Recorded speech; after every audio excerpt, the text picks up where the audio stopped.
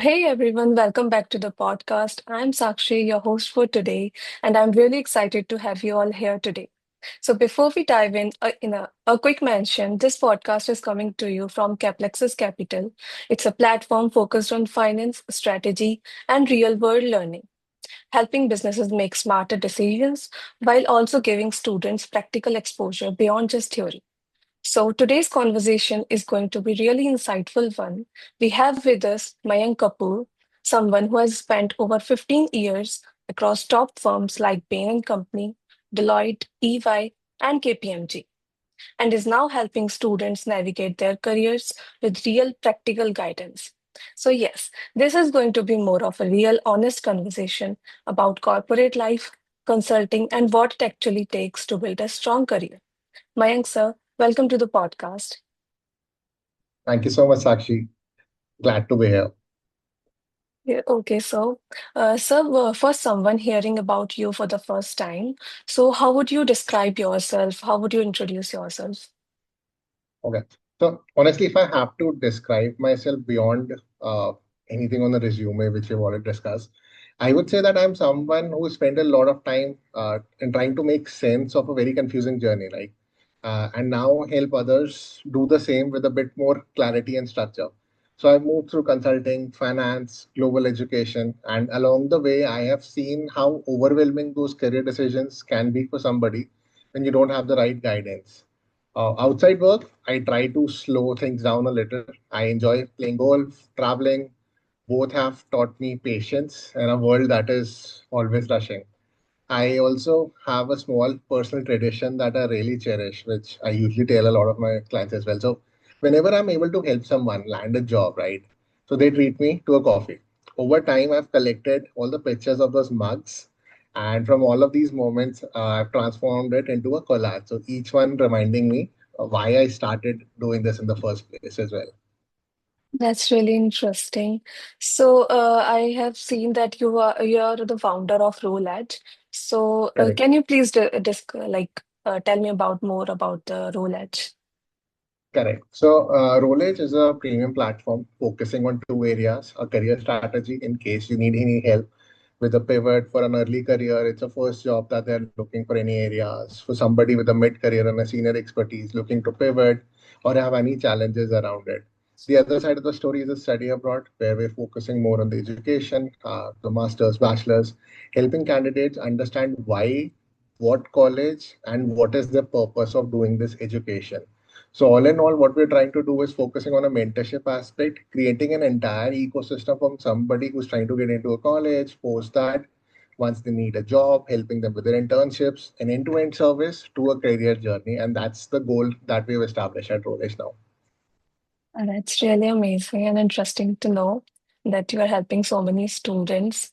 Please take us back to your early days. What were you like as a student, and did you always aim for consulting, or did you thought of anything else? Right. Definitely not the typical. I always wanted to get into consulting. I'll be very honest. Initially, I wanted to be an investment banker. I never wanted to work in any big fours. Ended up working in three. I still remember standing in front of Goldman Sachs office and imagining what it would feel like one day that I'll work there. Never happened. Uh, I was always a curious, competitive, and a restless student. I always wanted to do something bigger, something impactful, but I did not have a clear roadmap or a defined path to get there. Like many students, I was also figuring out things as I went along, trying to understand what are my strengths, how can they work for me. A lot of my journey was built around the trial and error method for me, trying different things, making mistakes, and learning from the right people at the right time as well. Those conversations, mentors, and exposure played a very, very big part in my journey to becoming who I am today. Consulting came pretty late into the picture as well when I realized I genuinely enjoy breaking down the complex problems, thinking in a structured way, and working on challenges that really have a big business impact. That alignment really between what I enjoyed and the role that demanded worked out very well for me. And that's how I ended up becoming a consultant. That's really amazing, your journey, and it's really inspiring. Okay, so you worked with firms like Bain and Company and EY. So what's something about corporate life that students completely misunderstand? Right. So I'll tell you what, actually, what I've seen is students often think that it is about the titles, brands, or the fancy decks, which you would probably see on a Netflix show or anywhere on the planet, right? In reality, the corporate life involves a lot of ambiguity, constant problem solving, and managing people and expectations, which is the toughest part. Your growth really depends less on the company name and more on how you think, communicate, and handle that pressure. Brands will follow if your work is good. And that is what I always tell people, don't follow the companies, follow the domain. You'll make it happen. And that is what people generally tend to miss out. They go in for a fancy role that, okay, I want to get into this company. You'll get used to the company, you'll get used to the coffee, those fancy buildings, fountains, whatever. But if you're not doing the kind of role which you really like, then you will not enjoy and have a long career, especially like a consulting investment banking which require a lot of hours. If you're not liking the role, you'll get bored and overworked in a year or two, and people then start switching over and over again. So focus on the domain. That is what I always tell people. Basically, just do what you are liking, what role you want to be in, Correct. instead of You going you might in the instead of going exactly. in some company name. Exactly. You might not hit it correctly in the first one, but in the second one, you would probably Definitely. realize what to do. So it's not that in the first job you'll realize everything. When the second, third one, you probably understand that this is exactly the kind of role that's good for me and I should probably pursue. Like for me, one thing that remained constant during the 15 years was private equity. I love this domain. So whenever I started with Deloitte, it was with the private equity team, their compliance, then again with KPMG advisory, EY, financial due diligence. All of them had one thing constant, which was private equity. Again with Bain and Company, strategy consulting, private equity field. So I love this area. I realized that I have to stick to this industry, whatever I do, and that's what worked out for me. And that's really amazing. So, what does a real day in a consulting look like beyond the LinkedIn posts and success stories? Glad you mentioned the LinkedIn posts and stories because I've seen a lot of Insta videos and I see a lot of people showing the glamorous stuff. Yes. It's that's one part of the story which is very true. Obviously, you love the travel, the perks. Even I love the travel. Give me a ticket any day. I love to stay anywhere on the planet. But the real day is far less glamorous, right? What it looks online. It usually starts with catching up on emails, aligning with your teams on priorities for the day. From there, you're often deep into the breaking down of messy, ambiguous problems, trying to structure them into an actionable item. A big part of the day goes into the analysis of data, building slides, refining your story so that it's a clear and compelling story coming in for the client. Then having those discussions with the clients in terms of understanding what do they really need from us, what is their scope, which is not easy having those discussions with the clients. Some of them are really top tier consultants, CXOs, CAs who have spent like 25, 35 years working in those companies. I mean, there are also multiple check-ins in with the team, internal and with the clients coming in, right? Where you need to communicate the progress, handle questions. There's data lag, which comes up a lot of time. Managing the conflicting expectations. So deadlines are very tight sometimes, and you're constantly balancing speed with accuracy. But the exciting part in all of this is that all of this effort leads to solving problems that actually create very good impact on the businesses, whether it's improving process, driving growth, or helping leadership make better decisions. I still remember my first big project. I saw a big article from that company that they've acquired a company, and I remember very well it was my team who led that initiative. So it's always rewarding, gratifying, absolutely, when you see all of these things coming along and you feel that you've been a big part of the story. So it's very encouraging as well and confidence building for sure. That's really amazing. Okay, so if a student wants to enter a consulting today, so what are the top two, three skills, they should focus on? Because at this moment, when you are a student, you are, uh, people say like they are influenced by everyone, their teachers, their peers. So what are something that you can tell them about, according to your experience? Correct. One of the biggest challenges that I see with a lot of students these days is that there is too much information in the Yes, market. true. I remember our time it was very less information, so we were not very informed. But now it's the exact opposite, and that is also creating a And problem for that a lot is of people. actually very confusing. We get I confused with agree. everything. It's too much of Exactly. knowledge. One day you open YouTube, you are following somebody and they say do this. The next day somebody says do this. You eventually end up doing nothing. I always get this question and I'll make it very simple. I always tell people focus on three things, and those are the only three things that you should work on first. Number one is a structured thinking, right? I'll explain what that means. So, structured thinking basically means the ability to break down a complex problem into smaller and logical parts so that you can approach it step by step. So instead of jumping into conclusions all the time, you organize your thoughts clearly, which we call comprehension, identify the key issues, and build a solution in a systematic way. This kind of thought process is very important for a consulting or an investment banking scenario where problems are almost messy, vague, and very unstructured. The second thing that comes in handy is communication. It's not just about speaking well, but it is about expressing your ideas clearly and confidently so that others can understand them. If you can't sell your idea to somebody, then you cannot work in an area which is people friendly, and consulting is one of those, absolutely. So, good communication skill also includes listening carefully, adapting your message based on the audience. So if it's a CEO, you are very crisp with your answers. If it's a CFO, it's more finance heavy. If it's a BD head, you talk about international expansion. So you have to be adaptable to these kind of scenarios. And it also means being very concise to the story. So I've seen even the best ideas lose impact if they're not communicated effectively. And we have seen this over and over again. I mean, I remember people putting in a lot of hours, but they were not able to deliver it in the final tranche. And that was the most difficult part. Third, business intuition. Now, this is the ability for you to understand how businesses work and make a practical real world judgment. A lot of time I see the students going in with a preconceived bias that, okay, this is what I think would be doing in those big companies. Those information are available on YouTube, the company websites. Open it up, look at their projects, you'll understand it. And this really comes in from the awareness of industries, markets, and common business challenges. So with a business intuition, you can quickly identify what matter are most important and what are the P ones to work in. So most people, right, over focus on framework, jargon, so on and so forth. The top candidates I see focus only on the clarity of thought. Open the company websites, look at their industries, look at the projects, reach out to people who have done it.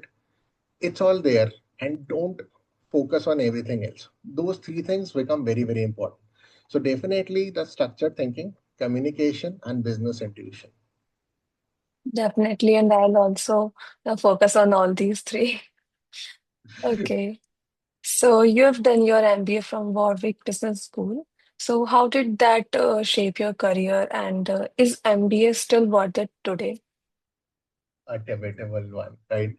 See, for me, Warwick was the turning point in my life. Global exposure, strong and diverse network, and access to opportunities that would have been, I would say, almost impossible to reach otherwise. Before that, I had done multiple internships as well during the MBA, before completing MBA. So one was with a bank, one was with a global mutual fund, and one involved an infrastructure consulting project with the government, which helped me realize that I could make it big in consulting. And during my time there, I was also fortunate to be recognized by Poets Quants as one of the top 100 MBA students globally, which was a reflection of both the environment and the effort that I put in. But an MBA, I would say, is only worth if you're very clear about why you're doing it, whether is it for a career pivot, global exposure, or a brand leverage. Without that clarity, it can easily become an expensive degree rather than a meaningful investment. So that makes it worth even today, is what I'll say.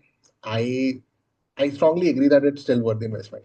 I know a lot of people, very important personalities in the country, say otherwise, that MBA is not worth it, it's this and this. But I still believe the education never goes to waste. And if you are able to utilize your degree and the skill sets properly and the time during that degree, will reap a lot of Okay, so benefit. Yeah. okay, so that's really amazing. So now let's come on to some mistakes that students make again and again. So what are some mistakes that you find students make again and again when preparing for consulting or top roles? Right. Number one, copy paste preparation. I mean, many students rely on those generic templates, standard answers, like it's a big company, it will help my career, so on and so forth. Widely circulated preparation material, right, that you probably see. This leads to shallow learning and makes it difficult to stand out in interviews where originality and clarity of thought are really valued. So when somebody asks you, why do you want to join Bain? It's a big company, it'll help in my career. We know that, but then what do you bring to the table? Why is this company the most relevant one for you? Why is this role most relevant one for you? We're looking for those kind of answers, and that is the originality that we expect. Secondly, there's no clarity of direction. And the simple question that usually comes up, what is a 5 year goal? I want to be a senior manager. But how will that happen? What is Oh, the goal? What's the long term picture? It's very important.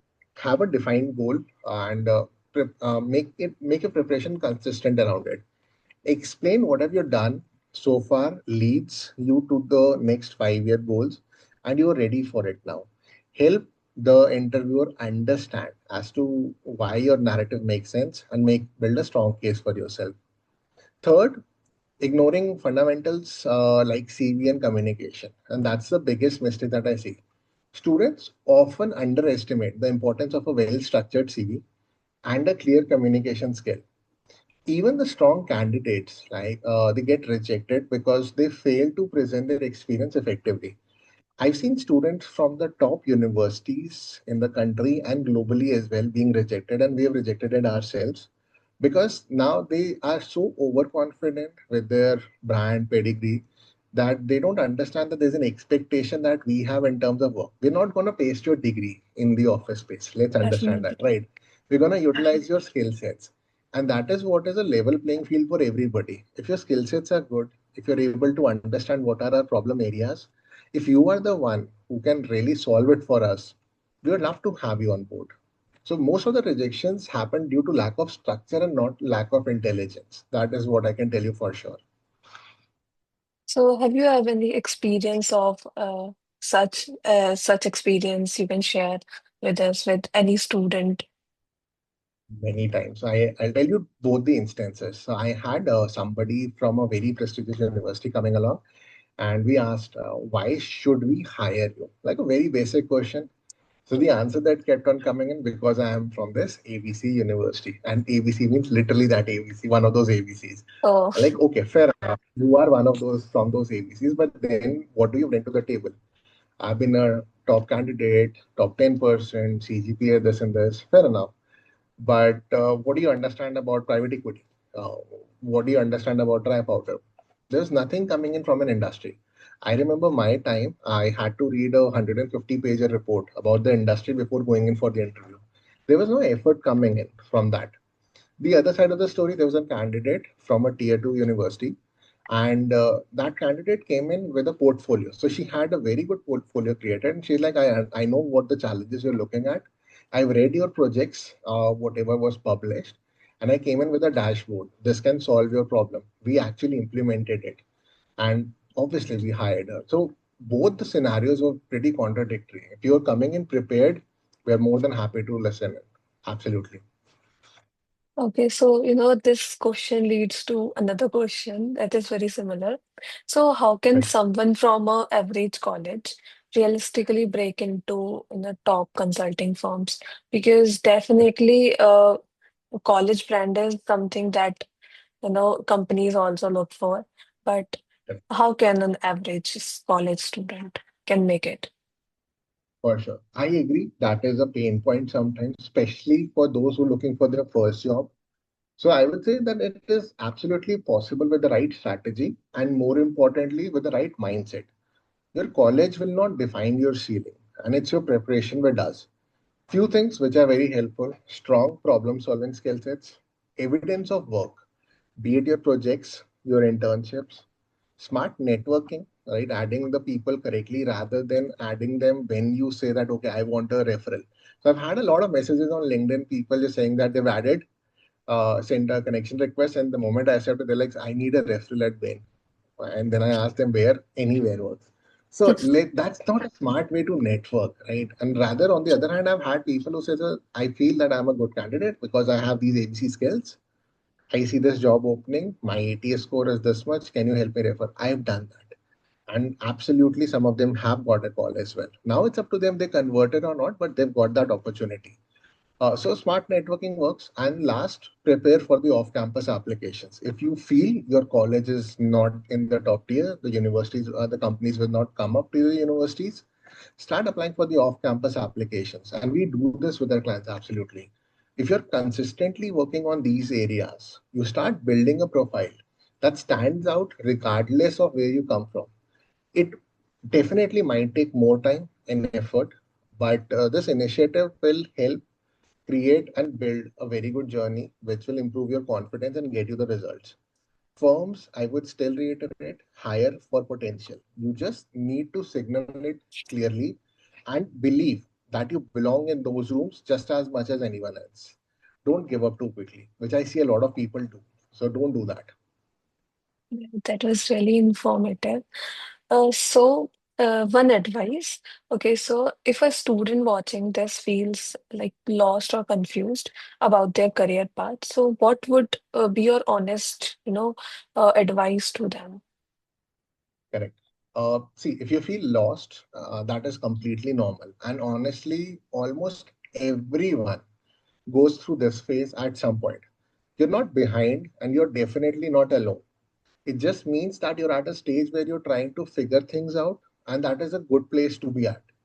Take a step back, give yourself some space instead of putting more and more pressure on yourself. To have everything figured out, right? Rather than thinking, oh, I need to figure out immediately, take a step back, relax, and understand how it should be done, right? There's a simple approach that I always say. First, slow down, avoid rushing taking any big decisions. Second, spend some time understanding your strengths, your interests, and what genuinely excites you. Third, start taking small, informed steps, whether it's exploring roles, talking to people, or trying out projects or internships.